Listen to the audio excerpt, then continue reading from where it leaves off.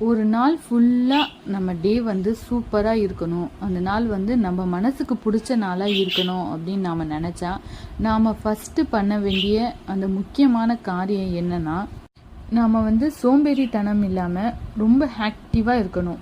அப்போ தான் அந்த நாள் ஃபுல்லாக நமக்கு ஒரு எனர்ஜியான நாளாகவும் இல்லாமல் நமக்கு பிடிச்ச நாளாகவும் அமையும். காலையில் எழுந்த உடனே பார்த்தீங்கன்னா ஃபஸ்ட்டு வந்து ஃப்ரெஷ்ஷாக எழுஞ்சுக்கோங்க. எழுந்துட்டு உடனே போய் குளிச்சுடுங்க. அப்புறமா வேலை செஞ்சுட்டு குளிக்கலாம் அப்படின்னு நினைக்காதீங்க. உங்களுக்கு இன்னொரு முறை குளிக்கணும்னு தோணுச்சுன்னா கூட மறுபடியும் போய் குளிச்சுக்கோங்க. ஆனால் வந்து காலையில் எழுந்தோடனே குளிச்சுடுங்க. அப்போ தான் வந்து அந்த டே வந்து ஆக்டிவாக இருக்கும்.